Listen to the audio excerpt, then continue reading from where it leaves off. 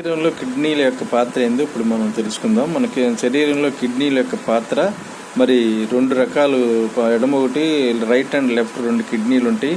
ఈ రెండు కిడ్నీలు అనేవి మన శరీరంలో వాటర్ని, సాల్ట్ని, ఎలక్ట్రోలైట్స్ని, మరి మినరల్స్ని, మరి బీపీని, మరి మరి కిడ్నీ పైన ఎడ్రినల్ గ్లాండ్ ఉంటుంది, అది కొన్ని హార్మోన్స్ను రిలీజ్ చేసేసి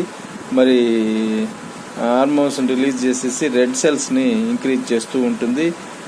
వాటర్ని, సాల్ట్ని, ఎలక్ట్రోలైట్స్ని, మరి బీపీని ప్లస్ పిహెచ్ లెవెల్ని కూడా కంట్రోల్ చేస్తుంది. మరి కొన్ని హార్మోన్స్ని కూడా రిలీజ్ చేసి మరి కిడ్నీ పైన టోపీ లాంటి భాగం ఉంటుంది, దాన్ని ఎడ్రినల్ గ్లాండ్స్ అంటుంది. ఇది కొన్ని హార్మోన్స్ని రిలీజ్ చేసి రెడ్ సెల్స్ని ఇంక్రీజ్ చేస్తూ ఉంటుంది.